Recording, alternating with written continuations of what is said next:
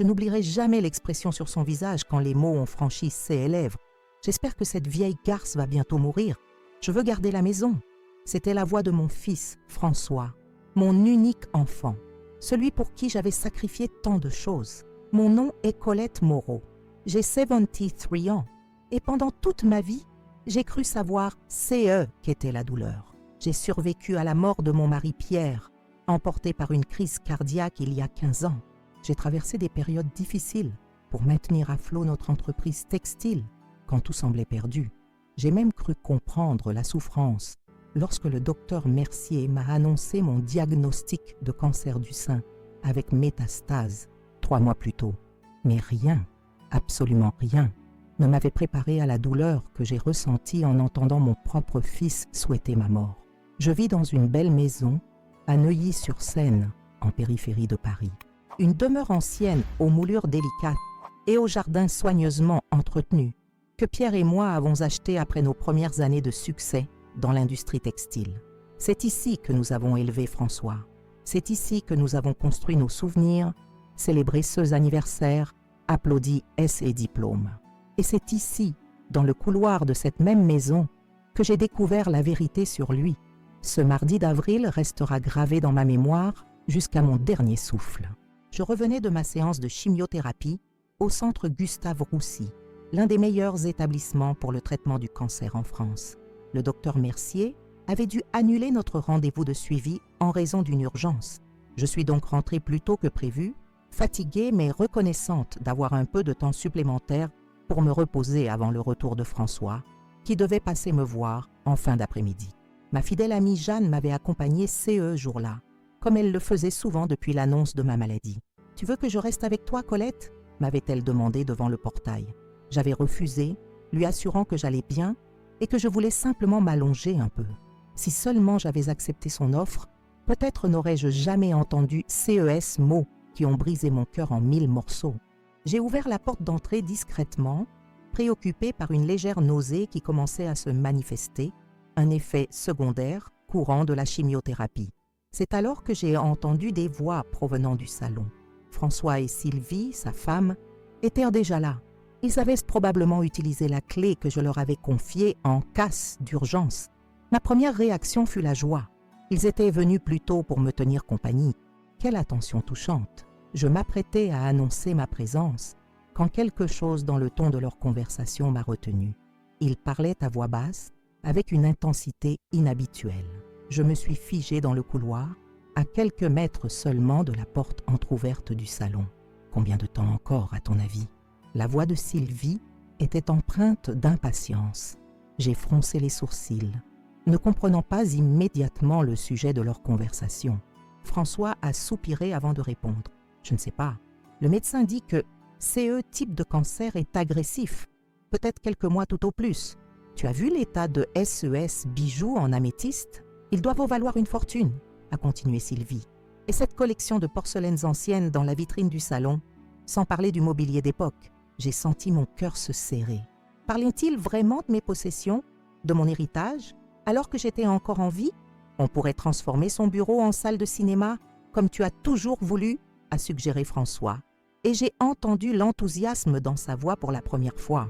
Et cette horrible tapisserie dans le salon principal sera la première chose à disparaître, a ajouté Sylvie avec un petit rire. J'ai porté une main à ma bouche pour étouffer un hoquet de surprise. Cette tapisserie avait été choisie par Pierre et moi lors d'un voyage en Provence pour notre 10e anniversaire de mariage. Et puis, comme un coup de poignard en plein cœur, j'ai entendu mon fils prononcer les mots qui ont changé à jamais notre relation. J'espère que cette vieille garce va bientôt mourir. Je veux garder la maison. Le monde s'est arrêté de tourner. Mais tes jambes se sont dérobées sous moi et je me suis appuyée contre le mur pour ne pas tomber. La nausée que je ressentais plus tôt s'est intensifiée, mais elle n'avait plus rien à voir avec la chimiothérapie.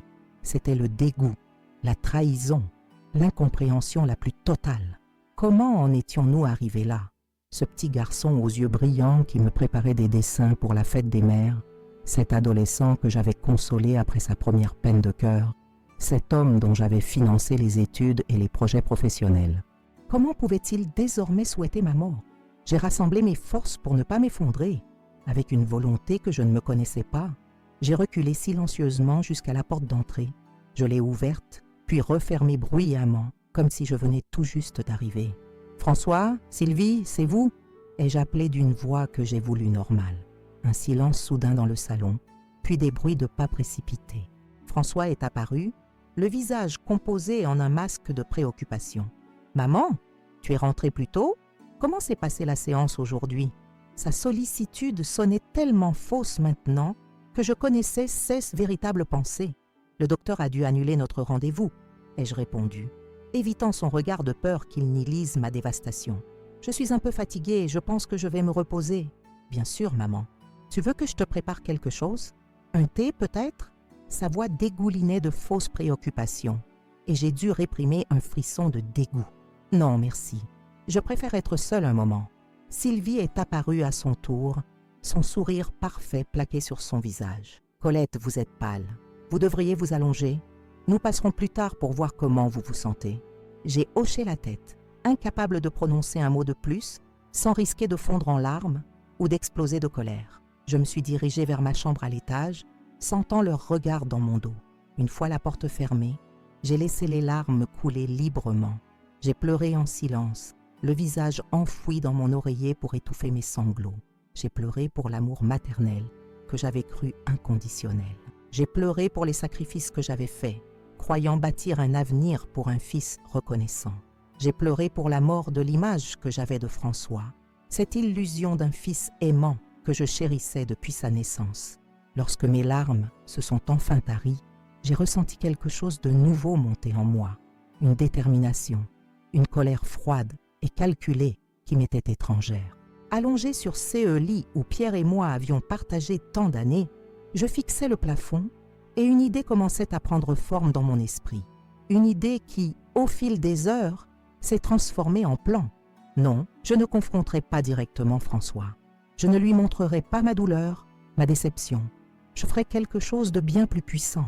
Je lui donnerai une leçon qu'il n'oublierait jamais. Une leçon qui, peut-être, sauverait son âme de la cupidité qu'il avait consumée. Cette nuit-là, malgré l'épuisement physique et émotionnel, je n'ai pas fermé l'œil. Les mots de mon fils tournaient en boucle dans ma tête. J'espère que cette vieille garce va bientôt mourir. Je veux garder la maison. Ces mots qui, paradoxalement, m'avaient insufflé une énergie nouvelle, une volonté de vivre que je n'avais pas ressentie depuis l'annonce de mon diagnostic. À l'aube, quand les premiers rayons du soleil ont filtré à travers les rideaux de ma chambre, ma décision était prise. J'ai attrapé mon téléphone sur la table de nuit et j'ai composé le numéro de Jeanne. J'avais besoin de partager CE que j'avais découvert avec quelqu'un en qui j'avais une confiance absolue. Et j'avais besoin d'aide pour CE que je m'apprêtais à faire. Mais avant de vous raconter la suite, j'aimerais savoir d'où venez-vous? Avez-vous déjà ressenti une telle trahison de la part d'un être cher? Comment avez-vous réagi? Car CE que j'ai décidé de faire ensuite a changé non seulement ma vie, mais aussi celle de François, d'une manière que personne n'aurait pu prévoir.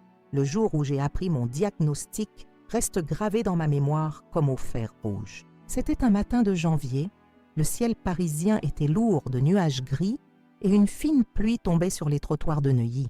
J'avais remarqué cette petite bosse au sein droit quelques semaines auparavant, mais je l'avais ignorée, me disant que c'était probablement sans importance. À mon âge, on apprend à vivre avec les petites douleurs, les changements subtils de notre corps. On les accepte comme le prix à payer pour le privilège de vieillir. C'est ma petite fille Amélie qui m'avait convaincue de consulter. Étudiante brillante en 3e année de médecine, elle avait remarqué mon inconfort pendant notre déjeuner dominical. « Grand-mère, tu grimaces chaque fois que tu bouges. Qu'est-ce qui ne va pas ?» J'avais tenté de minimiser comme toujours. « Ce n'est rien, ma chérie, juste une petite gêne. » Son regard s'était fait plus insistant, plus professionnel malgré SE 21 ans. « Montre-moi. » Devant son autorité naissante de futur médecin, j'avais cédé. Son visage s'était transformé quand elle avait palpé la masse dure sous ma peau. « Tu dois voir un médecin, immédiatement. » Je me souviens avoir souri devant son sérieux. « Demain, Amélie, je te le promets. »« Non, aujourd'hui. Je vais t'accompagner. » Elle avait appelé le docteur Mercier, un ami de son professeur d'oncologie. Il nous avait reçus en urgence ce jour-là. Dans son cabinet aux murs blancs ornés de diplômes, le docteur Mercier m'avait examiné avec des mains douces et précises. Son visage n'avait rien trahi, mais ses yeux y avaient parlé avant S et lèvres. « Madame Moreau, nous allons devoir faire une mammographie et une biopsie immédiatement. » 3 jours plus tard, j'étais assise face à lui, Amélie tenant fermement ma main. Les résultats étaient sans appel. Cancer du sein, stade 3, avec suspicion de métastase. Des examens complémentaires confirmeraient plus tard que la maladie s'était déjà propagée à mes ganglions lymphatiques. Nous devons commencer le traitement rapidement, avait expliqué le docteur Mercier. Une chimiothérapie agressive, suivie d'une intervention chirurgicale si votre corps répond bien. À votre âge, Madame Moreau, je dois être honnête, ce ne sera pas facile. Je suis plus résistante que j'en ai l'air, docteur, avais-je répondu avec un sourire forcé. J'ai survécu à la perte de mon mari, à la direction d'une entreprise dans un monde d'hommes. Ce n'est pas un groupe de cellules rebelles qui me fera plier. Il avait souri, appréciant visiblement mon attitude combative. C'est exactement genre d'esprit qu'il vous faudra. Amélie avait pleuré silencieusement à côté de moi. Moi, étrangement, je me sentais calme. La peur viendrait plus tard, dans la solitude de ma chambre. Pour l'instant, j'étais concentrée, presque détachée, comme lorsqu'il fallait prendre une décision difficile pour l'entreprise. En sortant du cabinet, j'avais respiré profondément l'air humide de Paris. « Il faut l'annoncer à ton père », avais-je dit à Amélie. Son expression s'était assombrie. « Tu veux que je l'appelle ?»« Non, ma chérie, c'est à moi de le faire. » Ce soir-là, j'avais invité François à dîner. J'avais préparé son plat préféré, un bœuf bourguignon comme Pierre l'aimait, avec une sauce mijotée pendant des heures. Je voulais créer un moment chaleureux pour cette annonce qui allait tout changer. François était arrivé en retard, comme toujours. Costume impeccable, attaché-case en cuir italien, téléphone à la main. À Forty-Touan, mon fils avait l'apparence parfaite du cadre parisien prospère. Il dirigeait une agence immobilière spécialisée dans les propriétés de luxe, un monde où l'apparence comptait autant que la substance. Désolée pour le retard, maman. Une journée de folie. Il m'avait embrassé distraitement sur la joue, son attention déjà captée par la table dressée. Ça sent délicieux. Tu n'aurais pas dû te donner tant de mal. Nous avions dîné en discutant de banalités. Le marché immobilier, les derniers potins de la famille, la progression d'Amélie en faculté de médecine. J'attendais le dessert pour lui annoncer. Quand j'ai posé sa tarte aux pommes préférée devant lui, j'ai pris une grande inspiration. « François, j'ai quelque chose d'important à te dire. » Son téléphone a vibré au même instant. Il a jeté un coup d'œil à l'écran. « Excuse-moi, maman, je dois prendre cet appel. Un client important. » Il s'est levé et s'est éloigné dans le couloir, me laissant seule avec mes mots non prononcés et ma peur grandissante. Quand il est revenu 10 minutes plus tard, son dessert était froid. « Tu voulais me dire quelque chose ?» a-t-il demandé en reprenant place, son attention divisée entre moi et les messages qu'il continuait à recevoir. J'ai hésité, puis j'ai simplement dit « J'ai un cancer du sein, François, stade 3, avec des métastases probables. » Son téléphone lui a glissé des mains, tombant sur la nappe en lin blanc. Pour la première fois de la soirée, j'avais toute son attention. « Quoi? Depuis quand? Comment ?» J'ai expliqué calmement la situation, les traitements envisagés, le pronostic prudent, mais pas désespéré du docteur Mercier.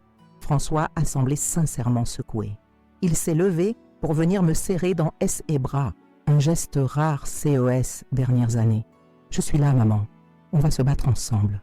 Je prendrai soin de toi. » À ce moment-là, j'ai cru en SES paroles. J'ai vu le petit garçon qu'il avait été, celui qui pleurait quand je me coupais accidentellement en cuisinant, celui qui m'apportait des fleurs cueillies dans le jardin quand j'étais triste. J'ai voulu y croire de toutes mes forces.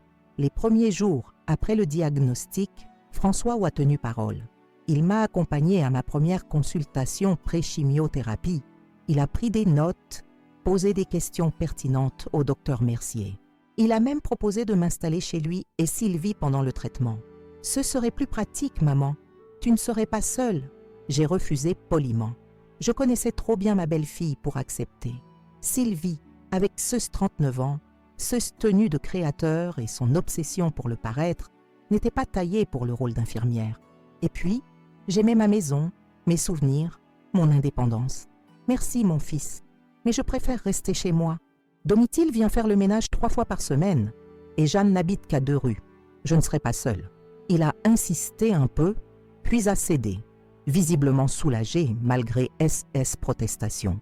La première séance de chimiothérapie a été brutale. J'avais lu des témoignages, écouté les explications du médecin, mais rien ne m'avait préparé à cette sensation de poison coulant dans mes veines. François était censé m'accompagner ce jour-là. Il avait appelé le matin même, une urgence professionnelle, un client qui ne pouvait attendre. C'est Jeanne qui m'a conduite au centre Gustave Roussy, qui a tenu ma main pendant les heures interminables du traitement, qui m'a ramenée chez moi et a veillé sur moi pendant les nausées violentes qui ont suivi. Les semaines suivantes ont établi un schéma. François promettait de venir, puis annulait au dernier moment. Cette visite se faisait plus rare, plus courte, toujours accompagnée d'excuses élaborées, de cadeaux coûteux mais impersonnels, des fleurs qu'il faisait livrer, des chocolats que je ne pouvais pas manger à cause des nausées, des foulards en soie pour cacher ma tête désormais chauve. Car oui, mes cheveux avaient commencé à tomber après la 2e séance. J'avais toujours été fière de ma chevelure, épaisse et argentée, que je coiffais en chignon élégant. Un matin, je me suis réveillée avec mon oreiller couvert de mèches grises. J'ai pleuré, seule dans ma salle de bain, en regardant cette étrangère au crâne dégarni dans le miroir. Puis j'ai pris une décision. J'ai appelé mon coiffeur de longue date, Maurice, et lui ai demandé de venir à domicile. « Rasez tout, Maurice. Faisons-le avec dignité. » Il avait les larmes aux yeux en passant la tondeuse sur mon crâne. Quand il a terminé, j'ai observé mon reflet. Sans mes cheveux, mes traits semblaient plus aigus, mes yeux bleus plus grands, plus intenses. J'ai touché mon crâne lisse, surprenamment douce sous mes doigts. « Vous êtes magnifique, Madame Moreau », a murmuré Maurice. « Une vraie guerrière. » Cette image, la guerrière m'a accompagnée pendant les mois suivants. Chaque séance de chimio était une bataille. Chaque jour, sans nausée, une victoire. J'ai commencé à porter mes plus beaux foulards, mes bijoux les plus précieux, comme une armure. Mes boucles d'oreilles et mon collier en améthyste, cadeau de Pierre, devenaient des talismans contre la peur. Amélie venait me voir presque quotidiennement, jonglant entre SES études exigeantes et son inquiétude pour moi. Elle m'apportait des livres, me racontait ses journées à l'hôpital universitaire, m'informait des dernières recherches sur mon type de cancer. Sa présence était un baume pour mon âme fatiguée. C'est elle qui a remarqué la première, le changement chez François et Sylvie. Leurs questions qui déviaient progressivement de ma santé vers mes possessions, mes finances, mes projets pour la maison. « Grand-mère, m'a-t-elle dit un soir après leur visite, tu ne trouves pas que papa agit étrangement ?» J'ai haussé les épaules, ne voulant pas voir CE que mon cœur soupçonnait déjà. Il est préoccupé par le travail, ma chérie. Et puis, CE n'est pas facile pour lui de me voir ainsi. Elle a froncé les sourcils, peu convaincue. Il a passé plus de temps à examiner ta collection de porcelaine qu'à s'inquiéter de tes résultats lait sanguins. J'ai changé de sujet, mais ces paroles ont fait écho à mes propres observations. François qui ouvrait discrètement les tiroirs de mon secrétaire pendant qu'il me croyait assoupi. Sylvie qui photographiait mes bijoux sous prétexte d'admirer leur beauté. Leurs questions insistantes sur mon testament, sur mes arrangements avec la banque, sur mes assurances. « Tu devrais mettre tes affaires en ordre, maman », suggérait François avec une fausse désinvolture. Juste pour être tranquille, je répondais vaguement, gagnant du temps, refusant d'affronter CE que mon cœur ne voulait pas accepter. Et puis est venu CE mardi d'avril, ce jour où le voile s'est déchiré, où j'ai entendu la vérité brute dans la bouche de mon fils. « J'espère que cette vieille garce va bientôt mourir. Je veux garder la maison. » Cette nuit-là, après les avoir laissés partir avec leurs fausses inquiétudes et leurs promesses vides, j'ai pris une décision qui changerait tout. J'ai appelé Jeanne à l'aube. « Peux-tu venir, Jeanne? J'ai besoin de toi. » Elle est arrivée 1 heure plus tard, encore en peignoir sous son manteau, les cheveux en bataille. À 71 ans, Jeanne Petit restait cette force de la nature que j'avais connue sur les bancs de l'école. Veuve comme moi, elle avait traversé sa part d'épreuves avec un courage que j'admirais. Je lui ai tout raconté. Les mots de François, la convoitise de Sylvie, ma douleur immense. « Les salauds !» a-t-elle sifflé entre ses dents. Puis elle a pris mes mains dans les siennes. « Qu'est-ce que tu comptes faire, Colette ? Je ne sais pas encore, mais je ne leur donnerai pas CE qu'ils attendent. Je ne mourrai pas comme une victime en leur laissant profiter de mon travail, de ma vie. » Nous avons parlé pendant des heures ce matin-là, élaborant les prémices d'un plan. À midi, j'ai appelé maître Sophie Renaud, ma notaire depuis le décès de Pierre. Elle a accepté de me recevoir le jour même, malgré son emploi du temps chargé. Dans son bureau élégant au cœur du 8e arrondissement, j'ai exposé ma situation et mes intentions. Sophie, femme de loi pragmatique aux yeux vifs, a écouté sans interruption, prenant des notes occasionnelles. « Ce que vous suggérez est parfaitement légal, Madame Moreau, bien que inhabituel. Êtes-vous certaine que c'est CE que vous souhaitez? Plus certaine que je ne l'ai jamais été, maître Renaud.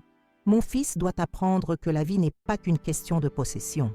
Il a perdu de vue l'essentiel. Je veux lui donner une chance de le retrouver. » Elle a hoché la tête, un léger sourire aux lèvres. Dans CE-CAS, commençons les préparatifs. Les jours suivants, j'ai navigué entre mes séances de chimiothérapie et des réunions discrètes, avec Sophie Renaud pour les aspects légaux, avec Isabelle Fournier, directrice d'une association d'aide aux patients cancéreux, pour donner corps à mon projet, avec Marcel Beaumont, mon voisin et ami, ancien avocat, pour affiner les détails. François continuait ses visites sporadiques, ignorant le changement qui s'opérait en moi. Non pas physiquement, j'étais toujours cette femme amaigrie au crâne nu, luttant contre la fatigue écrasante de la chimiothérapie, mais intérieurement j'étais transformée. La douleur de sa trahison s'était muée en détermination froide. Je jouais désormais un rôle, celui de la mère vulnérable, affaiblie, reconnaissante pour ses rares attentions. « Tu as l'air mieux aujourd'hui, maman », remarquait-il, en m'apportant des magazines que je ne lirais pas. « C'est ta visite qui me fait du bien, mon fils », répondais-je avec un sourire que j'espérais convaincant. En parallèle, le docteur Mercier m'apportait une nouvelle encourageante. Mon corps répondait étonnamment bien au traitement. Les marqueurs tumoraux diminuent, Madame Moreau. C'est encore tôt pour parler de rémission, mais nous avons des raisons d'être optimistes. J'ai gardé cette information pour moi, ne la partageant qu'avec Jeanne, Amélie et le petit cercle de confiance qui m'entourait désormais. Aux yeux de François et Sylvie, je restais cette vieille garce condamnée dont ils attendaient impatiemment la disparition. Pendant ce temps, mon plan prenait forme. J'ai contacté un architecte pour dessiner les modifications nécessaires à la maison. J'ai consulté des avocats spécialisés en droit des associations. J'ai même rencontré discrètement plusieurs journalistes influents dans le milieu médical et caritatif parisien. Un mois après avoir surpris la conversation fatidique, tout était prêt. Il ne manquait plus qu'une occasion pour mettre mon plan en action. Une occasion que j'ai moi-même créée en organisant un dîner formel chez moi. J'ai choisi le Café Madeleine pour ma rencontre avec Jeanne le lendemain matin. C'était notre refuge depuis des décennies, un petit établissement chaleureux à mi-chemin entre nos deux maisons, avec CES, banquette en cuir usé qui gardait l'empreinte de nos innombrables conversations. Le propriétaire, M. Leroy, nous connaissait si bien qu'il préparait nos commandes avant même que nous ne les prononcions, un café noir serré pour moi, un chocolat chaud à l'ancienne pour Jeanne. Ce matin-là, il a froncé les sourcils en me voyant entrer, mon foulard en soie violette soigneusement noué autour de mon crâne nu, et ses yeux ont exprimé cette compassion silencieuse que je commençais à reconnaître chez tous ceux qui connaissaient ma situation. « Madame Moreau, quelle joie de vous voir! Votre table habituelle est libre !» Il n'a pas mentionné mon apparence, mon teint cireux, ma perte de poids évidente. Je lui en étais reconnaissante. Jeanne est arrivée quelques minutes plus tard, essoufflée comme toujours. À 71 ans, elle marchait encore d'un pas si vif qu'elle semblait constamment en retard pour un rendez-vous crucial. « Excuse-moi, Colette, l'infirmière pour Lucien est arrivée en retard. Et tu sais comme il devient anxieux quand sa routine est perturbée. Lucien, son fils aîné, souffrait de troubles cognitifs depuis un accident de voiture 20 ans plus tôt. Jeanne s'occupait de lui avec un dévouement qui forçait l'admiration. Jamais elle ne s'était plainte de cette charge, de cette responsabilité qui l'avait privée d'une vieillesse insouciante. « Comment va-t-il » ai-je demandé, sincèrement intéressée. Des hauts et des bas, mais assez parlé de mes soucis. Ses yeux vifs m'ont scruté. Tu as l'air différente aujourd'hui. Pas physiquement, mais quelque chose dans ton regard a changé. J'ai souri, touché par sa perspicacité. Nous nous connaissions depuis l'école primaire, depuis ces jours lointains, où elle m'avait défendu contre des garçons qui se moquaient de mes chaussures rapiécées. 60 ans d'amitié créent une connexion que rien ne peut rompre, pas même le cancer. J'ai entendu quelque chose hier, Jeanne, quelque chose qui a tout changé. Je lui ai raconté dans les moindres détails ces que j'avais surpris, les paroles de François, les projets de Sylvie pour ma maison, leur impatience face à ma mort trop lente à leurs yeux. Ma voix ne tremblait pas. La nuit d'insomnie m'avait vidé de mes larmes, ne laissant qu'une détermination froide et lucide. Le visage de Jeanne s'est transformé au fil de mon récit. Stupeur, incrédulité, puis une colère si intense que ses joues habituellement pâles sont devenues écarlates. « Les monstres !» a-t-elle sifflé, frappant la table de sa petite main ridée. « Après tout, c'est ce que tu as fait pour lui. Les sacrifices, les années de travail acharné, l'amour inconditionnel. C'est précisément le problème, Jeanne. Cet amour inconditionnel. Je me demande si je ne l'ai pas mal élevé, si je ne l'ai pas trop gâté. Peut-être que cette cupidité est en partie ma faute. » Elle a secoué la tête vigoureusement, faisant danser ses boucles argentées. « Ne commence pas à te blâmer, Colette. François est un adulte qui fait son propre choix. Et il a choisi d'être un salaud. La vraie question est, que vas-tu faire maintenant ?» C'était la question qui m'avait tenue éveillée toute la nuit. Confronter François? Changer mon testament pour le déshériter? Simplement pleurer la mort de l'image que j'avais de mon fils? Je vais lui donner une leçon. Ai-je dit lentement, surprenant Jeanne et me surprenant moi-même par la fermeté de ma voix. Une leçon qu'il n'oubliera jamais. Quel genre de leçon? J'ai pris une gorgée de mon café, savourant l'amertume qui correspondait si bien à mes pensées du moment. Je ne sais pas encore exactement, mais CE ne sera pas une punition stérile, une simple vengeance. CE sera quelque chose qui pourrait, peut-être, sauver son âme, lui rappeler les valeurs que Pierre et moi avons essayé de lui inculquer. Jeanne m'a regardée avec un mélange d'admiration et d'inquiétude. « Tu es une meilleure personne que moi, Colette. À ta place, je lui mettrai mon pied au derrière et je donnerai tout à un refuge pour chat. » Nous avons ri ensemble. Un moment de légèreté bienvenue dans cette conversation lourde. Puis son visage est redevenu sérieux. « Tu vas avoir besoin d'aide. Tu peux compter sur moi, bien sûr, mais peut-être devrais-tu aussi consulter Sophie Renaud. En tant que notaire, elle pourra te guider sur les aspects légaux. » J'ai hoché la tête. C'est ma prochaine étape. Je l'appelle dès notre retour. Nous avons passé l'heure suivante à discuter des possibilités, des approches. Jeanne, avec son esprit pratique et son franc-parler, m'aidait à affiner mes pensées encore confuses. Quand nous nous sommes séparés devant le café, elle m'a serré dans ses bras avec une force surprenante pour sa petite stature. « Tu vas traverser ça, Colette. Tu as survécu à la mort de Pierre, à la direction d'une entreprise dans un monde d'hommes, et maintenant à un cancer. Ce n'est pas ton fils ingrat qui te mettra à genoux. Ces paroles m'ont réchauffé le cœur alors que je rentrais chez moi, marchant lentement le long des rues familières de Neuilly. Le printemps commençait à transformer la ville. Les marronniers se couvraient de bourgeons. Les jardinières municipales s'ornaient de primevères colorées. La vie continuait, imperturbable face aux drames humains. De retour chez moi, j'ai immédiatement appelé Maître Sophie Renaud.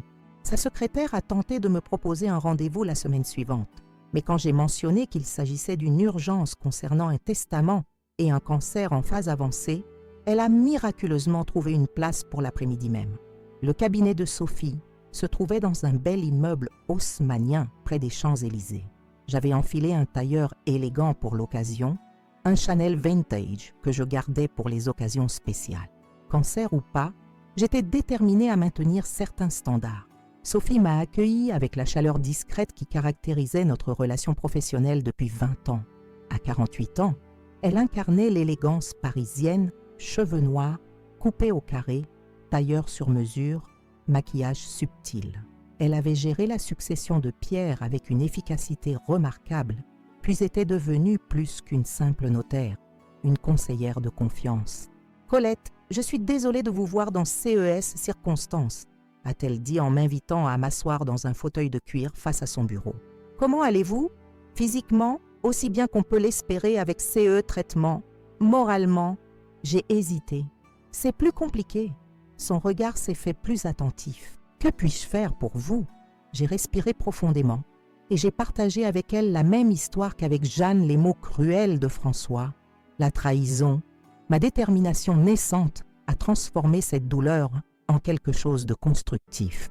Sophie m'a écouté sans interruption, son visage professionnel ne trahissant que des signes minimes de surprise ou d'indignation.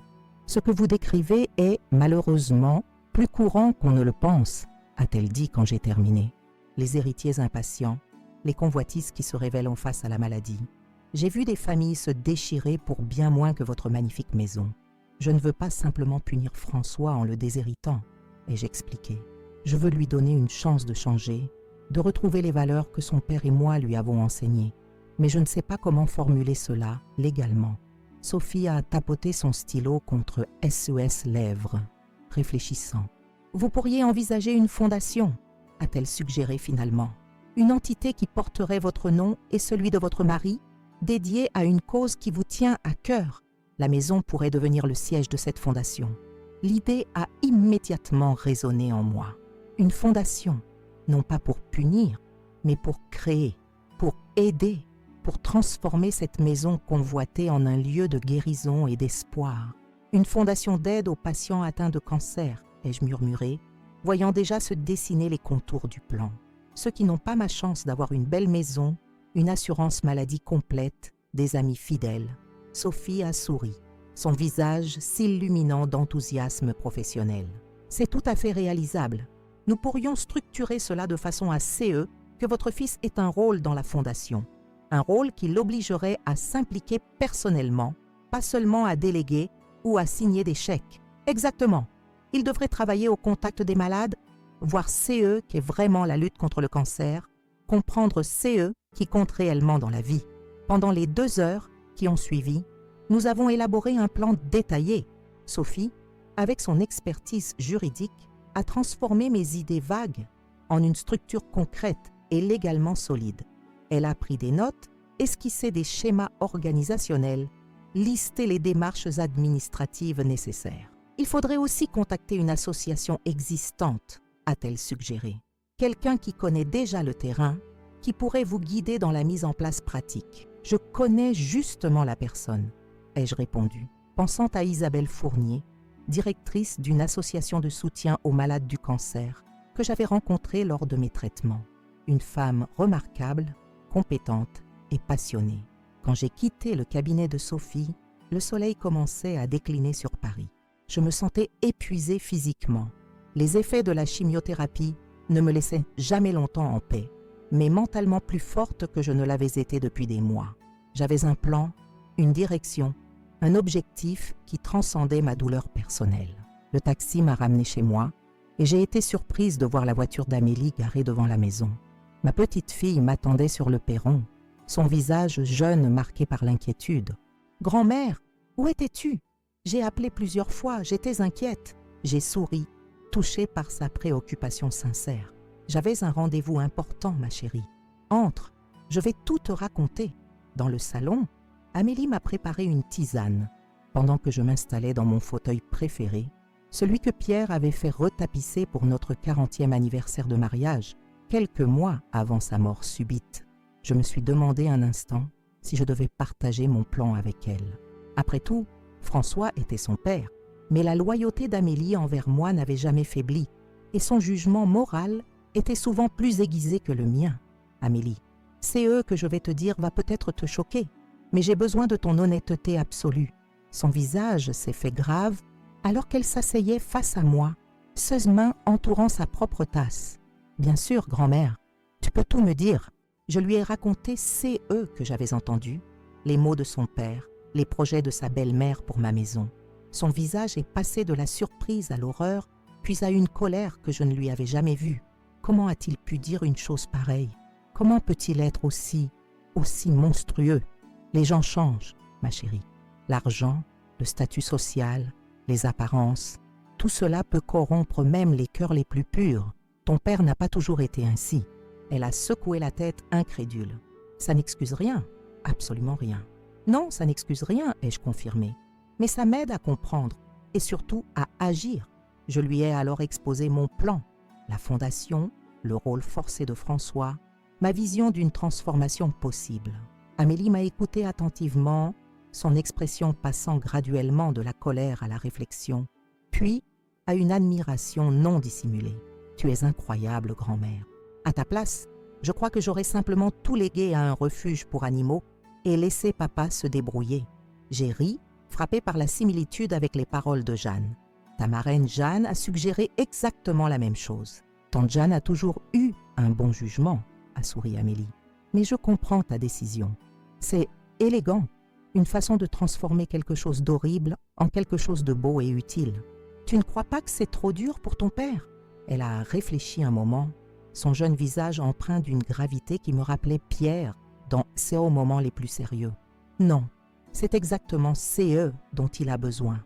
Une chance de se racheter, de retrouver son humanité. S'il l'a saisie, tant mieux. Sinon, elle a haussé les épaules. Au moins, tu auras essayé et la Fondation aidera des gens qui en ont vraiment besoin. Sa validation m'a réchauffé le cœur. Si ma petite fille, qui avait pourtant toutes les raisons de défendre son père, trouvait mon plan juste, alors peut-être l'était-il vraiment. Les jours suivants ont été consacrés à mettre en place les différentes pièces du puzzle. J'ai rencontré Isabelle Fournier dans son petit bureau de l'association Espoir et Vie, une femme dynamique de 50 ans, aux cheveux courts poivre et sel et au regard intense. Elle-même survivante d'un cancer du sein 10 ans plus tôt, elle avait transformé son expérience en mission. « Votre idée est magnifique, Madame Moreau », a-t-elle dit après que je lui ai exposé mon projet. Une fondation qui offrirait non seulement un soutien pratique, mais aussi un espace chaleureux dans un quartier comme Neuilly. Ce serait révolutionnaire. Nous avons discuté des besoins concrets, espaces d'accueil, salles pour des groupes de parole, peut-être même quelques chambres pour des patients venant de province pour des traitements ponctuels. Isabelle débordait d'idées, nourrie par des années d'expérience sur le terrain. Le rez-de-chaussée de ma maison pourrait facilement être réaménagé pour CES Fonction, ai-je expliqué. Et le jardin offrirait un espace de détente précieux. Et votre fils dirigerait tout cela, a demandé Isabelle, un soupçon de scepticisme dans la voix. Disons qu'il y travaillerait, sous votre supervision idéalement. Si vous acceptez de participer au projet, son regard s'est éclairé. J'accepte avec joie, Madame Moreau. Ce projet pourrait changer la vie de nombreux patients. Entre CES Réunion, je continuais bien sûr mon traitement. La chimiothérapie me laissait épuisée, nauséeuse, mais étrangement, mon esprit restait vif, stimulé par CE Nouveau Défi. Le docteur Mercier lui-même avait remarqué CE Changement. Vous semblez avoir une énergie nouvelle, Madame Moreau, avait-il commenté lors d'une consultation de suivi. C'est excellent pour votre système immunitaire. J'ai trouvé un nouveau but, docteur. Quelque chose qui me pousse à me battre encore plus fort. La date du dîner approchait, et avec elle, une étrange fébrilité m'envahissait. Je l'avais fixée au 15 mai, presque 2 semaines après ma découverte des intentions de François. Ce délai m'avait permis de tout préparer minutieusement, comme une partie d'échecs où chaque pièce devait être positionnée avec précision avant l'offensive finale. J'avais choisi cette date avec soin. C'était l'anniversaire de mariage de Pierre et moi.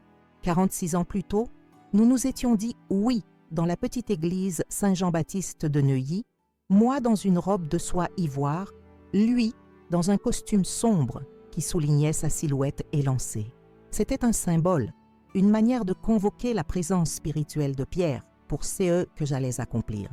Pendant CES 2 semaines de préparation, j'avais dû jongler entre les rendez-vous médicaux, les réunions secrètes avec Sophie, Isabelle et un architecte recommandé par Marcel, et les visites toujours plus fréquentes de François et Sylvie. Ces derniers semblaient presque anxieux de me voir encore en vie, scrutant mon corps amaigri comme des vautours guettant leur proie. « Tu as l'air fatiguée aujourd'hui, maman », remarquait François avec une fausse sollicitude qui me donnait la nausée. « Le traitement est peut-être trop éprouvant pour ton âge. Chaque fois, je jouais mon rôle à la perfection. Je simulais une faiblesse plus grande, des douleurs plus intenses, sachant pertinemment que chacune de mes grimaces nourrissait leur espoir morbide. Oui, c'est difficile, murmurai-je, d'une voix volontairement frêle. Le docteur Mercier dit que nous devons être patients, mais parfois je me demande si cela en vaut la peine. Je voyais alors l'étincelle dans leurs yeux, ce mélange de cupidité et d'anticipation qui me confirmait, s'il en était besoin, la justesse de mon plan. Le jour précédant le dîner, j'ai eu une dernière consultation avec le docteur Mercier. Contrairement à CE que je laissais croire à François, les nouvelles étaient étonnamment bonnes. Vos marqueurs tumoraux continuent de baisser, Madame Moreau. Je ne veux pas créer de faux espoirs, mais votre réponse au traitement est remarquable pour une personne de votre âge. Combien de temps me reste-t-il, selon vous ? Ai-je demandé, pensant à la comédie macabre que je jouais avec mon fils. Il a hésité, peu habitué à ce genre de questions directes. C'est impossible à prédire avec certitude, mais si la tendance se maintient, nous pourrions envisager une rémission partielle, voire complète. J'ai souri intérieurement. Une rémission. Quelle ironie! Alors que François et Sylvie attendaient impatiemment mon décès, mon corps livrait sa propre bataille, refusant de se plier à leur calendrier. « Pourriez-vous me faire une faveur, docteur ?» ai-je demandé. « J'aimerais que cette information reste entre nous pour le moment.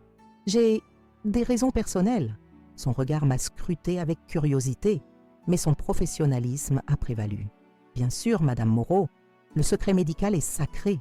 Le matin du grand jour, j'ai pris un soin particulier à me préparer. J'ai demandé à Amélie de m'accompagner pour choisir une tenue appropriée. Nous avons opté pour une robe longue en velours violet profond, élégante, mais pas trop formelle. Sa couleur rappelait les améthystes de mon collier et de mes boucles d'oreilles, cadeaux de pierre que je portais lors des occasions spéciales. « Tu es magnifique, grand-mère », a murmuré Amélie, en m'aidant à nouer un foulard assorti sur mon crâne nu. « Comme une reine sur le point de renverser un usurpateur », ai-je répondu avec un sourire complice. Nous avons ri ensemble, mais je sentais la nervosité d'Amélie. Elle connaissait mon plan dans S et grandes lignes et s'inquiétait de ma réaction face à la confrontation imminente. « Tu es sûre de vouloir faire ça, grand-mère ? Ce sera émotionnellement éprouvant. » J'ai pris ses mains dans les miennes, ses mains jeunes et fermes, qui seraient bientôt celles d'un médecin, qui sauverait des vies quand les miennes auraient cessé leur tâche. Je n'ai jamais été aussi sûre de quoi que ce soit, ma chérie. Parfois, la douleur est d'un nécessaire pour guérir. C'est vrai pour le cancer, et c'est vrai pour les âmes égarées. Le traiteur est arrivé en début d'après-midi. J'avais choisi le restaurant Le Meurice, l'un des préférés de Pierre, pour ce dîner spécial. Domitille, ma femme de ménage depuis 15 ans, m'aidait à superviser les préparatifs, disposant les fleurs, des lys blancs et des roses pourpres, et préparant la table avec ma plus belle porcelaine de Limoges. J'avais invité un petit groupe soigneusement sélectionné. François et Sylvie, bien sûr, Amélie, Jeanne, Marcel, mon voisin et ami, Sophie Renaud, sous couvert d'une discussion sur mon testament, et Isabelle Fournier, présentée comme une amie rencontrée lors de mes traitements. 8 personnes au total, un chiffre parfait pour une conversation intime mais suffisamment animée. À 19H précise, la sonnette a retenti. C'était Marcel, toujours ponctuel comme l'ancien avocat qu'il était. À 73 ans, il gardait cette élégance naturelle, cette prestance qui avait fait de lui l'un des avocats les plus respectés du barreau parisien. « Colette, vous êtes resplendissante !» m'a-t-il salué en me tendant un bouquet de violettes. Ces fleurs m'ont fait penser à vous, délicates mais étonnamment résistantes. Les autres invités sont arrivés peu après. Jeanne, dans une tenue simple mais élégante, Sophie, toujours impeccable dans son tailleur de créateur, Isabelle, qui avait troqué ses vêtements de travail pratiques pour une robe bleue discrète. François et Sylvie sont arrivés les derniers, avec 10 minutes de retard, une habitude qui irritait Pierre au plus haut point. Sylvie portait une robe moulante, visiblement coûteuse, ornée de bijoux clinquants qui juraient avec le style plus discret des autres invités. François avait opté pour un costume bleu marine, une pochette assortie à la robe de sa femme. « Maman, tu es... Waouh, tu as fait un effort, ce soir !» s'est-il exclamé en m'embrassant sur les joues, son regard évaluant rapidement ma tenue et mes bijoux, sans doute calculant déjà leur valeur. « C'est un jour spécial », ai-je répondu simplement. « L'anniversaire de mon mariage avec ton père. » Une ombre a traversé son visage. Culpabilité? Gêne? Rapidement remplacée par son sourire de façade. Oh, bien sûr, papa aurait été heureux de te voir si élégante. Oui, il l'aurait été, ai-je murmuré, me demandant c'est eux que Pierre penserait de notre fils maintenant. Le dîner a commencé par un apéritif dans le salon. J'ai délibérément orienté la conversation vers des souvenirs du passé, des anecdotes sur Pierre, sur la création de notre entreprise textile, sur les premières années de François.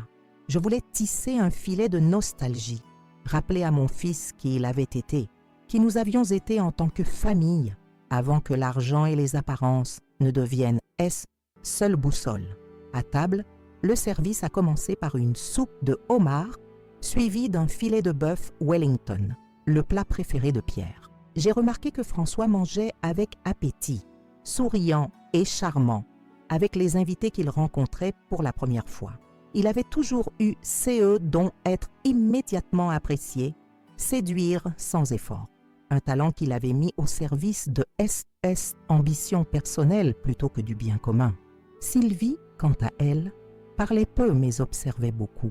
Son regard s'attardait sur les tableaux, les meubles, les objets d'art que Pierre et moi avions collectionnés au fil des décennies. Je pouvais presque la voir mentalement cataloguer chaque pièce, estimer sa valeur, imaginer sa place dans un nouvel agencement. Entre le plat principal et le dessert, j'ai demandé l'attention de mes invités en tapant doucement mon verre de cristal. Les conversations se sont tues, tous les regards se sont tournés vers moi. Mes chers amis, merci d'être venus ce soir, ai-je commencé. Comme certains d'entre vous le savent, aujourd'hui aurait été mon 46e anniversaire de mariage avec Pierre. J'ai marqué une pause, laissant mon regard s'attarder sur la photo de mon défunt mari posée sur la cheminée. Dans son cadre en argent, il souriait, ce yeux bleus pétillants de cette joie tranquille qui le caractérisait. La vie nous réserve parfois d'étranges surprises, ai-je poursuivi. Il y a 4 mois, j'ai reçu un diagnostic qui a tout changé. Un cancer du sein avec métastase. Ce genre de nouvelles vous oblige à reconsidérer vos priorités, à réfléchir à l'héritage que vous souhaitez laisser. J'ai vu François et Sylvie échanger un regard rapide. Ils pensaient sans doute que j'allais annoncer une modification de mon testament, peut-être même une donation immédiate de la maison. Leur anticipation était presque palpable. Cet après-midi, j'ai eu des nouvelles encourageantes du docteur Mercier, ai-je continué. Mon corps répond remarquablement bien au traitement. Néanmoins, à 73 ans, je dois être réaliste quant à mon avenir. Nouveau regard entre François et Sylvie, cette fois teinté d'une légère inquiétude face à cette mention d'amélioration de mon état. J'ai donc décidé de mettre mes affaires en ordre, mais pas de la façon dont on pourrait s'y attendre. J'ai alors fait un signe à Sophie, qui a ouvert sa mallette et en a sorti plusieurs dossiers. Elle les a disposés devant elle avec la précision méthodique qui la caractérisait. Avec l'aide précieuse de Maître Renaud, j'ai créé une fondation, la Fondation Pierre et Colette Moreau.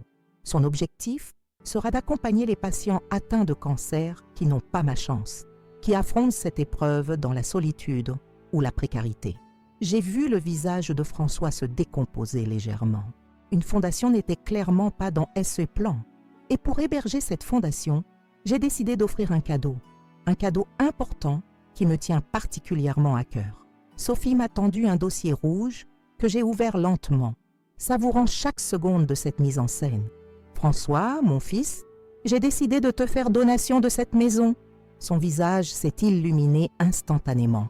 Sylvie a porté une main à sa bouche pour étouffer un cri de joie. Leur réaction était si prévisible, si révélatrice de leur cupidité, que j'ai dû réprimer un sourire amer. Avec une condition particulière, ai-je ajouté, laissant planer un silence lourd de sens. J'ai sorti du dossier l'acte de donation et l'ai posé devant moi. La clause spéciale, rédigée par Sophie en termes juridiques précis, était surlignée en jaune. La moitié de cette maison, précisément le rez-de-chaussée et le jardin, sera le siège de la Fondation Pierre et Colette Moreau. Un architecte a déjà préparé les plans de réaménagement. Tu conserveras l'usage du premier étage comme résidence personnelle. François a froncé les sourcils, visiblement décontenancé. CE n'était pas la donation sans condition qu'il espérait, mais c'était mieux que rien. Il a rapidement recalculé ses options, adaptant son expression pour afficher une gratitude émue. « Maman, je suis touchée. C'est un projet magnifique, un hommage parfait à papa. Je n'ai pas terminé, François, ai-je poursuivi, ma voix se raffermissant. La deuxième condition est la suivante. En tant que propriétaire de cette maison et fils des fondateurs, tu assumeras le rôle de directeur exécutif de la fondation. Un travail à plein temps, non rémunéré, pour une durée minimale de 3 ans. Cette fois, son masque de gratitude s'est fissuré. Il a balbutié. « Ah, à plein temps? Mais maman, mon agence immobilière, mes clients, tu devras faire un choix, mon fils. L'agence ou la maison ?» Le silence qui a suivi était assourdissant. Tous les invités regardaient François, attendant sa réaction. Sylvie semblait pétrifiée, sa main crispée sur son verre de vin. « Il y a également une clause de révocation », a ajouté Sophie de sa voix professionnelle. « Si M. Moreau ne remplit pas ses obligations envers la fondation pendant la période stipulée, la propriété entière reviendra à ladite fondation, qui sera alors gérée par un conseil d'administration indépendant. » François m'a regardé, la stupéfaction faisant place à une colère à peine contenue. Est-ce une sorte de punition? J'ai soutenu son regard sans ciller. Non, mon fils, c'est une opportunité, une chance de découvrir CE qui compte vraiment dans la vie. J'ai alors fait un signe à Isabelle, qui a pris la parole pour expliquer brièvement la mission de la future fondation, l'accompagnement psychologique des patients, l'aide administrative pour naviguer dans le système de santé, les groupes de parole, les ateliers créatifs thérapeutiques. Son enthousiasme était contagieux et j'ai vu Marcel et Jeanne hocher la tête avec approbation. François, lui, semblait ailleurs, calculant sans doute SS option, refuser la donation et perdre la maison qu'il convoitait tant, accepter et sacrifier 3 années de sa vie à une cause qui ne l'intéressait pas. Son dilemme était visible sur son visage et pour la première fois depuis longtemps, j'ai entrevu le petit garçon vulnérable qu'il avait été, celui qui ne savait pas dissimuler ses émotions derrière un masque de sophistication. « Je dois y réfléchir », a-t-il finalement déclaré. « C'est une décision importante. »« Bien sûr, ai-je acquiescé. Mais sache une chose, François, j'ai prévu une petite conférence de presse la semaine prochaine pour annoncer la création de la fondation. Plusieurs journalistes ont déjà confirmé leur présence, notamment ceux du Figaro et de Paris Match. » Son regard s'est assombri. Il comprenait parfaitement mon message implicite. Refuser publiquement de diriger une fondation caritative créée par sa mère mourante ne ferait pas bonne impression dans les cercles sociaux qu'il fréquentait, où l'apparence et la réputation étaient tout. « Tu as pensé à tout », a-t-il murmuré, une note d'admiration reluctante dans sa voix. « J'ai eu un bon professeur », ai-je répondu en désignant la photo de Pierre. Ton père disait toujours qu'une bonne négociation est celle où chacun croit avoir gagné quelque chose. Le dessert a été servi dans une atmosphère étrangement tendue. Un Paris-Brest, le gâteau préféré de Pierre. Symboliquement, j'en ai servi la première part à François, comme je le faisais lors de SES anniversaire d'enfants. Tu as jusqu'à la fin de la semaine pour me donner ta réponse, ai-je dit doucement, de façon à CE que lui seul m'entende. La conférence de presse est prévue pour mardi prochain. Sylvie, qui était restée remarquablement silencieuse pendant tout cet échange, s'est finalement tournée vers moi. Son sourire était crispé, ses yeux froids comme l'acier. « C'est très généreux de votre part, Colette. Une idée si originale. » Son ton suggérait tout le contraire, et j'ai compris qu'elle voyait clairement à travers mon plan. Cette femme n'était pas stupide, calculatrice et matérialiste, certainement, mais pas stupide. Le reste de la soirée s'est déroulé dans un semblant de normalité forcée. Les conversations ont repris, d'abord hésitantes, puis plus naturelles, abordant des sujets sans conséquence.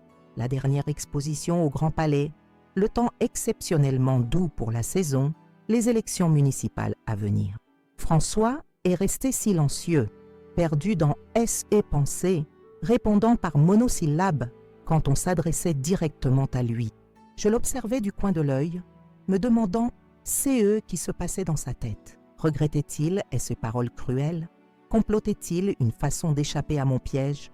Ou peut-être, osais-je l'espérer, commençait-il à entrevoir l'opportunité réelle que je lui offrais, celle de se reconnecter avec des valeurs plus profondes que la simple accumulation de biens matériels. Vers 23H, les invités ont commencé à prendre congé. Marcel m'a serré dans ses bras avec une tendresse particulière. « Vous avez été brillante, Colette. Pierre serait fier », Après le départ des invités, la maison est retombée dans un silence pesant. Amélie était restée pour m'aider à ranger, mais surtout pour s'assurer que j'allais bien. L'émotion de la soirée m'avait épuisé plus que je ne voulais l'admettre. « Comment te sens-tu, grand-mère » a-t-elle demandé en déposant les dernières tasses dans le lave-vaisselle. « Vidée » ai-je répondu honnêtement, mais aussi soulagée, comme si je venais de poser un fardeau que je portais depuis trop longtemps.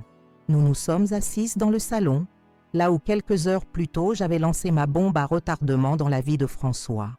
Les bougies mouraient lentement dans leurs bougeoirs en argent, créant des ombres dansantes sur les murs chargés de souvenirs. « Crois-tu qu'il acceptera » a murmuré Amélie. « Il n'a pas vraiment le choix » ai-je répondu. Son image sociale est trop importante pour lui. Refuser publiquement de diriger une fondation créée par sa mère mourante serait un suicide pour sa réputation. Amélie a hoché la tête, comprenant parfaitement le piège subtil que j'avais tendu. « Et Sylvie, comment crois-tu qu'elle réagira » J'ai souri faiblement. « Elle partira. Cette femme n'est pas prête à sacrifier son confort pour une cause qui ne lui apportera ni argent immédiat, ni prestige social. » Ma prédiction s'est avérée juste plus rapidement que je ne l'aurais imaginé. 3 jours après le dîner, François s'est présenté à ma porte, seul. Son visage portait les marques d'un conflit intérieur, des cernes sous les yeux, une barbe de quelques jours, lui d'habitude si soigné. Il était 10 heures du matin, et je savais qu'à cette heure, il aurait normalement dû être à son agence, négociant quelques propriétés de luxe. « Entre », lui ai-je dit simplement, le guidant vers le salon. Il s'est assis dans le fauteuil face au mien, le même où son père aimait lire le journal chaque matin. Ses mains tremblaient légèrement et j'ai remarqué qu'il ne portait plus son alliance. « Sylvie est partie », a-t-il annoncé abruptement. Malgré tout CE que je savais, malgré ma colère, mon cœur de mère s'est serré. « Je suis désolée, Père François. » Il a laissé échapper un rire amer. « Non, tu ne l'es pas. Tu l'avais prévu, n'est-ce pas? C'était aussi une partie de ton plan. » Je n'ai pas nié. Je connaissais sa nature. Elle t'aimait pour CE que tu pouvais lui offrir, pas pour qui tu es. Elle a fait essayer valise hier soir. Elle a dit qu'elle n'avait pas signé pour vivre avec un gardien d'hospice pendant 3 ans, que CE n'était pas la vie qu'elle avait imaginée. J'ai gardé le silence, le laissant déverser sa colère et sa confusion. « Tu savais, n'est-ce pas » a-t-il poursuivi, ses yeux soudain plantés dans les miens. « Tu nous as entendus ces jours-là, quand nous parlions de ta mort. Oui, un seul mot, prononcé calmement, mais qui a semblé le frapper comme un coup physique. Il a fermé les yeux, la honte déformant ses traits. Ces mots que j'ai dit, je ne les pensais pas vraiment. C'était « Ne mens pas, François. Pas maintenant. Pas après tout ça. » Il a baissé la tête, vaincu. « Tu as raison. Je les ai pensés sur le moment. J'étais, je ne sais pas, CE que j'étais. Perdu peut-être. Dans une vie que je n'ai pas choisie, avec une femme qui voulait toujours plus, toujours mieux, des dettes que je ne pouvais pas rembourser, des apparences à maintenir. » Ce justification sonnait creuse, mais je percevais dans sa voix le début de quelque chose que je n'avais pas entendu depuis longtemps, de la sincérité. « Pourquoi cette fondation, maman? Pourquoi ne pas simplement me déshériter, me punir directement? Parce que je ne voulais pas te punir, François.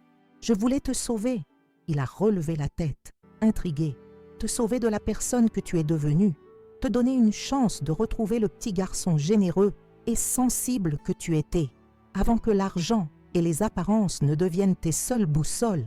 Un long silence a suivi, pendant lequel nous nous sommes observés, mère et fils, séparés par tant de non-dits, tant de déceptions, mais aussi liés par un lien que même les paroles les plus cruelles ne pouvaient complètement détruire. « J'accepte ta proposition », a-t-il finalement déclaré. « Je dirigerai cette fondation, non pas pour la maison, mais pour essayer de mériter à nouveau d'être ton fils. » J'ai senti des larmes me piquer les yeux, mais je les ai retenues.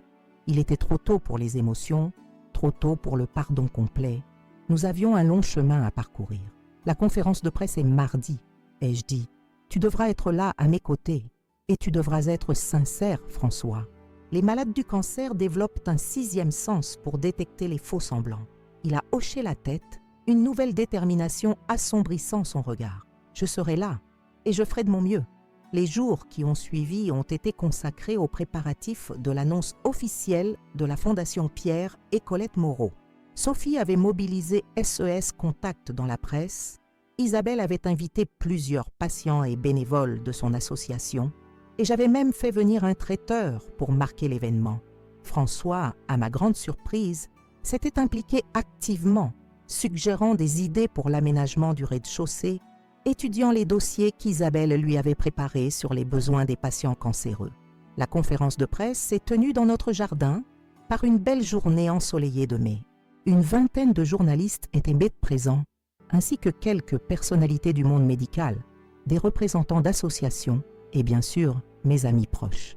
J'avais choisi de porter une robe bleu pâle CE jour-là, avec un foulard assorti noué autour de mon crâne et les perles que Pierre m'avait offertes pour nos 30 ans de mariage. François se tenait à mes côtés, impeccable dans son costume sobre, mais avec une expression différente de celle que je lui connaissais, moins arrogante, plus réfléchie. Il avait préparé un discours que nous avions retravaillé ensemble, où il expliquait sa motivation personnelle à s'engager dans CE Projet. Lorsqu'il a pris la parole après moi, j'ai retenu mon souffle. Allait-il jouer un rôle, comme il savait si bien le faire, ou verrait-on enfin une étincelle de sincérité? Si vous me demandez pourquoi j'abandonne une carrière lucrative dans l'immobilier pour diriger cette fondation, a-t-il commencé, je pourrais vous donner une réponse convenue sur l'importance de redonner à la société. Mais la vérité est plus personnelle, plus douloureuse aussi. Il a marqué une pause, et ses yeux cherchant les miens un bref instant. En voyant ma mère affronter cette maladie avec courage, j'ai réalisé à quel point j'étais devenue détachée des choses essentielles. J'ai construit ma vie autour de possession, de statut social, d'apparence. J'ai perdu de vue CE qui compte vraiment, la compassion, l'empathie, le service aux autres. Sa voix tremblait légèrement et j'ai su alors, avec une certitude absolue, qu'il ne jouait pas un rôle. Ces mots venaient du cœur, peut-être pour la première fois depuis des années. Cette fondation n'est pas seulement un hommage à mes parents, à leur travail, à leurs valeurs. C'est aussi, pour moi, une chance de rédemption, une opportunité de devenir l'homme qu'ils ont toujours cru que je pouvais être.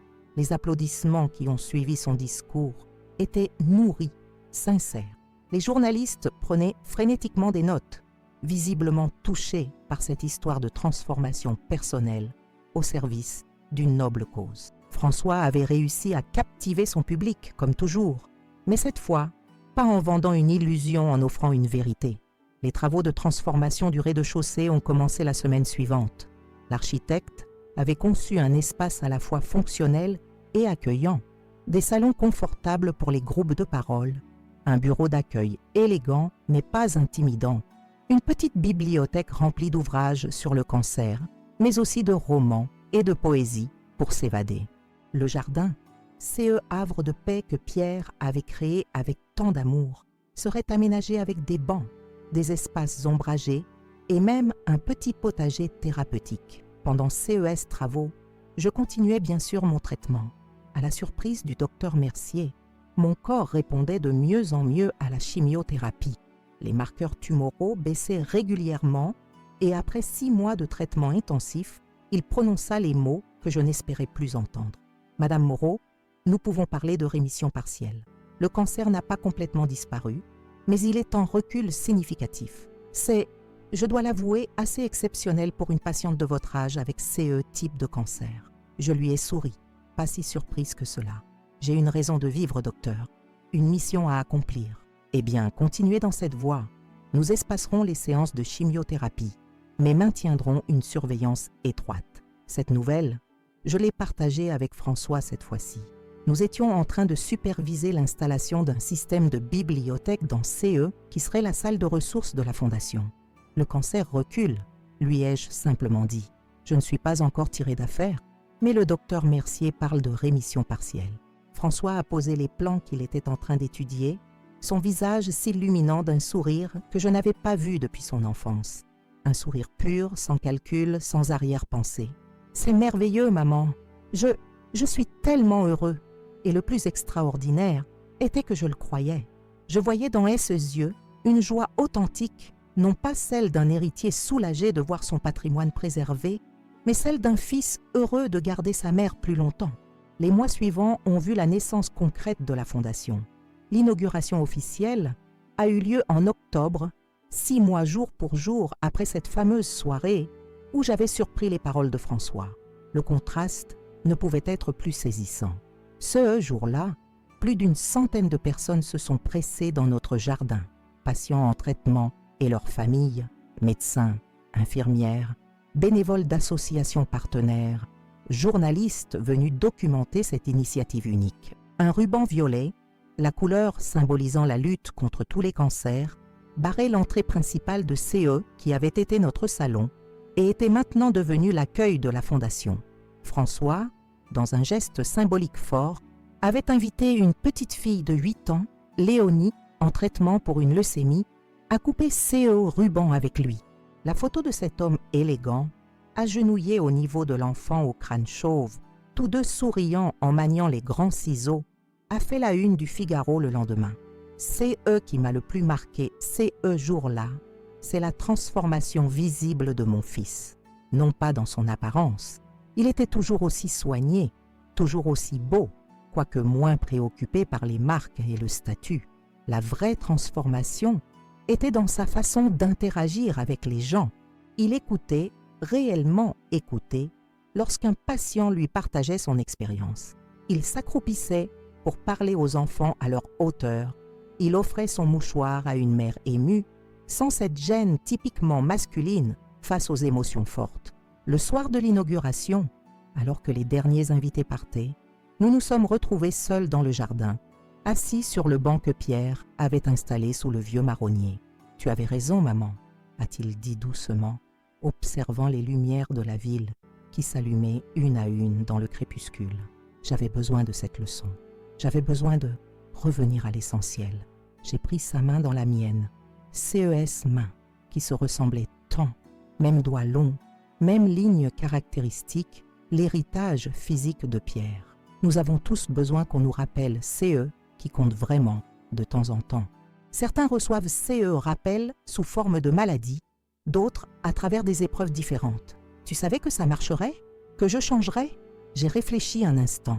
Je l'espérais. Je voulais croire que le petit garçon que j'avais élevé était toujours là, quelque part, sous les costumes italiens et l'ambition dévorante. 1 an s'est écoulé depuis cette conversation sous le marronnier. 1 an pendant lequel la Fondation Pierre et Colette Moreau est devenue une référence dans l'accompagnement des patients cancéreux en Île-de-France.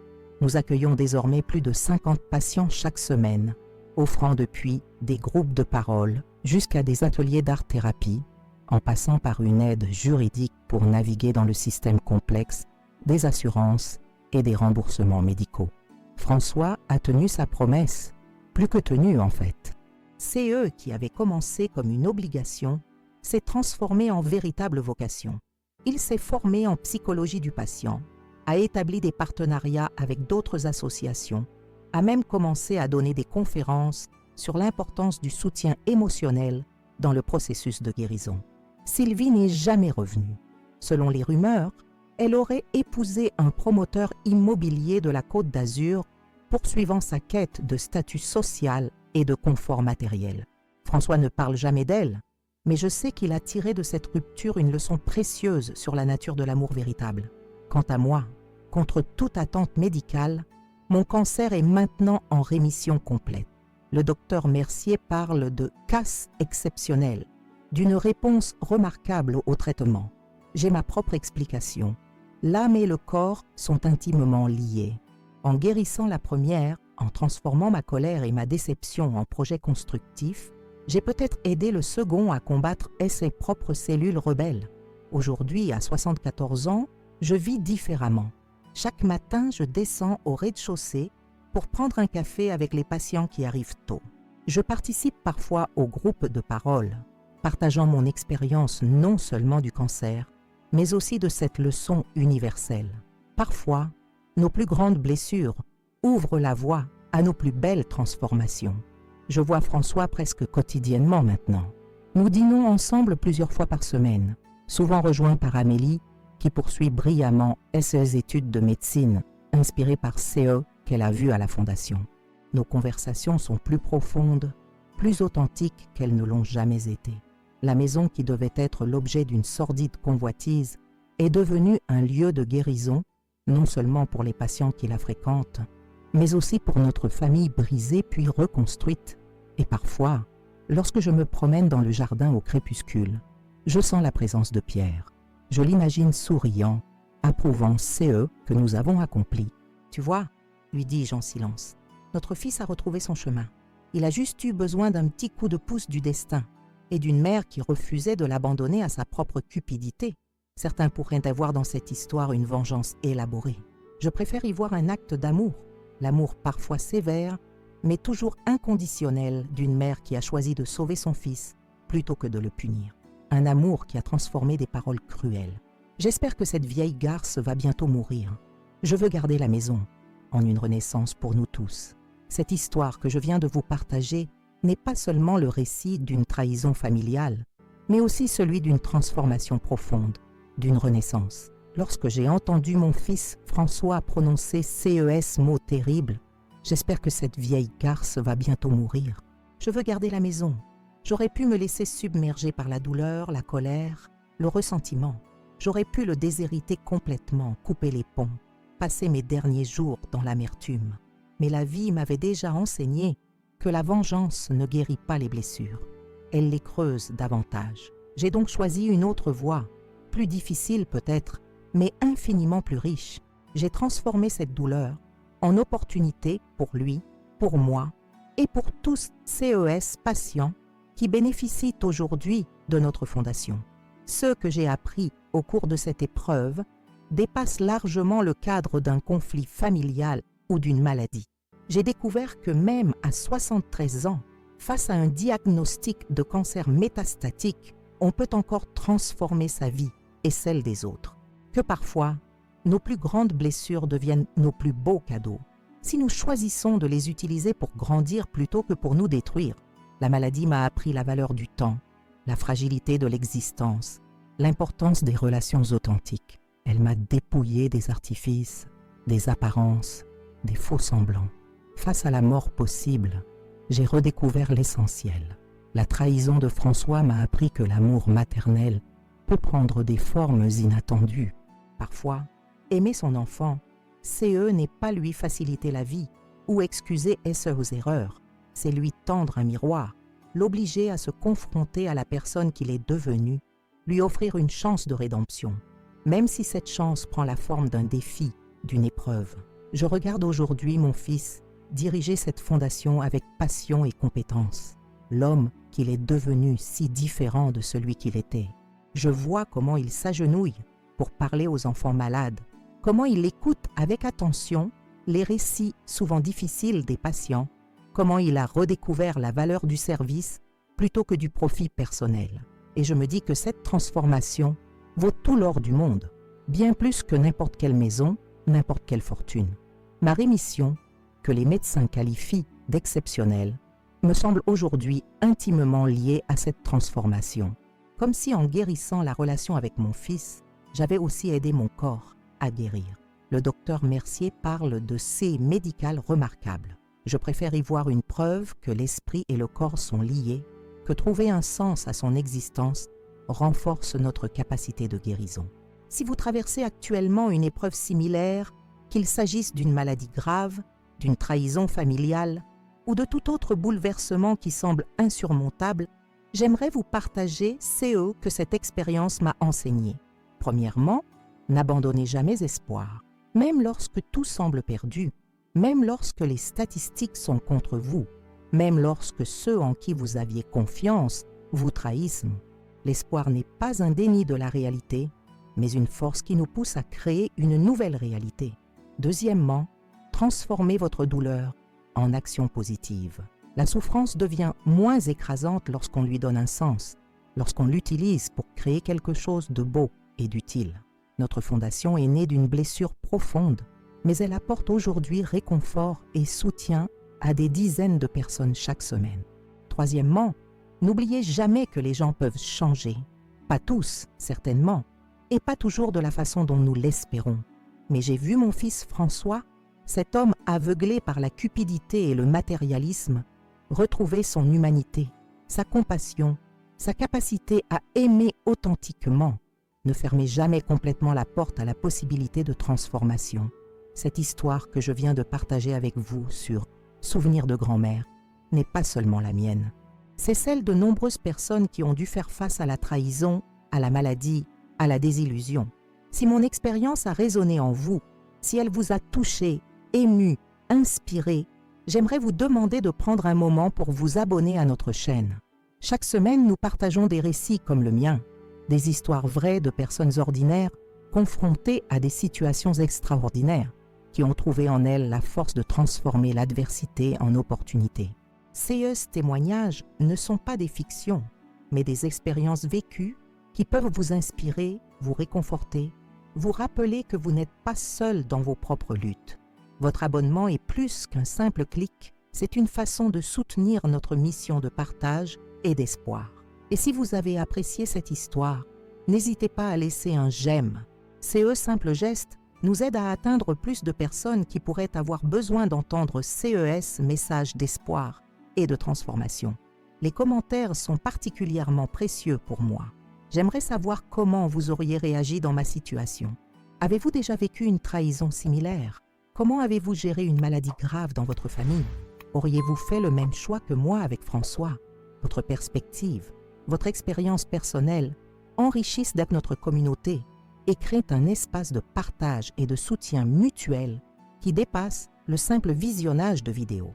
Je voudrais également mentionner notre fonction Merci, un moyen de contribution financière qui nous aide à couvrir les coûts de production et nous permet d'apporter davantage de contenu quotidien. Créer CES vidéo demande du temps, des ressources et beaucoup de dévouement. Votre contribution, aussi modeste soit-elle, nous aide à poursuivre travail que nous croyons si important, partager des histoires authentiques qui touchent les cœurs et transforment les vies. Si vous êtes nouveau sur notre chaîne, je vous invite à explorer nos autres vidéos, des récits de résilience face au deuil, des histoires de réconciliations inespérées, des témoignages de guérisons miraculeuses, des parcours de vie bouleversants. Chaque histoire est unique, mais toute partage fil conducteur. La capacité humaine à trouver la lumière même dans les moments les plus sombres. Aujourd'hui, je vis chaque jour avec une gratitude renouvelée. Pour ma santé retrouvée, pour mon fils transformé, pour cette fondation qui donne un sens à notre histoire familiale. Je ne sais pas combien de temps il me reste, personne ne le sait, cancer ou pas, mais je sais que chaque jour est un cadeau et que même les plus grandes trahisons peuvent, parfois, ouvrir la porte à nos plus belles transformations. Merci d'avoir écouté mon histoire. J'espère de tout cœur qu'elle vous a apporté un peu de réconfort, d'espoir ou d'inspiration dans votre propre parcours. N'oubliez pas de vous abonner, de laisser un j'aime et surtout de partager votre propre expérience dans les commentaires.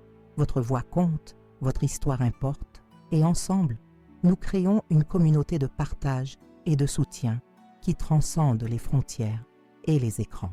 À bientôt sur Souvenirs de grand-mère pour une nouvelle histoire qui, j'en suis certaine, touchera votre cœur comme la mienne l'a fait aujourd'hui.